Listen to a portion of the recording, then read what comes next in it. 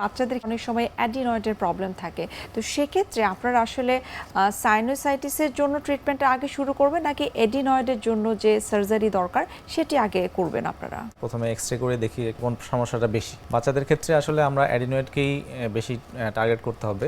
অ্যাডিনয়েডের চিকিৎসাটাই আমরা বেশি করে থাকি, কনজারভেটিভ চিকিৎসা প্রথমে দিয়ে থাকি, যে অ্যান্টিবায়োটিক, অ্যান্টিহিস্টামিন, নাকের ড্রপ, নাকের স্প্রে দিয়ে দেখি যে আসলে তার প্রবলেমটা কমেছে কিনা।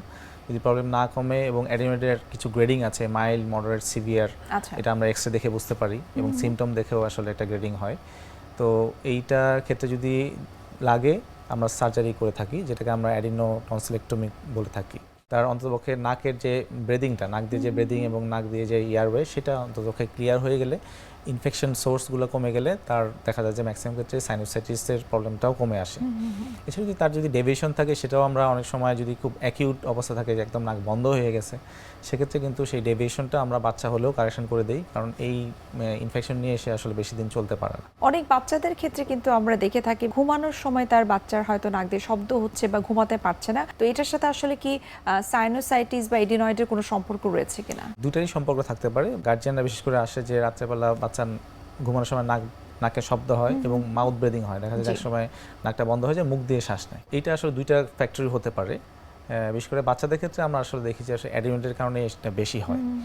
এই সাইনাসটা সেকেন্ড কারণ বাচ্চাদের ক্ষেত্রে, ম্যাক্সিমাম ক্ষেত্রে অ্যাডিনয়েডের কারণে হয়ে থাকে। আসলে আমরা দুটাই চেক করে দেখি কোনটা আসলে প্রবলেমটা বেশি, আমরা সেই অনুযায়ী রিপোর্ট অনুযায়ী আমরা আসলে কাজ করার চেষ্টা করি। আচ্ছা, যদি কোনো বাচ্চার সাইনোসাইটিসের প্রবলেম থাকে সেক্ষেত্রে তার ট্রিটমেন্ট প্রোটোকলটা কি হতে পারে এবং এনভায়রনমেন্টাল যে ফ্যাক্টরসগুলো রয়েছে সেগুলো আসলে কিভাবে তারা অ্যাভয়েড করতে পারে? বাচ্চা যদি সাইনোসাইটিস হয় তাহলে আসলে আমরা প্রথমে কনজারভেটিভ একই এবং পরবর্তীতে যদি লাগে তাহলে আসলে এন্ডোস্কোপিক সাইনাস সার্জারি করে থাকি। যদি কোনো কারণে একদম সাইনাসগুলো পাস দ্বারা পরিপূর্ণ হয়ে যায়, এই সাইনাসগুলো ওপেন করে দিতে হবে আমাদের। এনভায়রনমেন্টাল ফ্যাক্টর বলতে একই অ্যাডভাইস, ধুলাবালি থেকে অ্যাভয়েড করবে, বিশেষ করে বাচ্চারা ঠান্ডা থেকে অ্যাভয়েড করবে। কারণ যদি কোল্ড থাকে তাহলে কোল্ড অ্যাভয়েড করবে।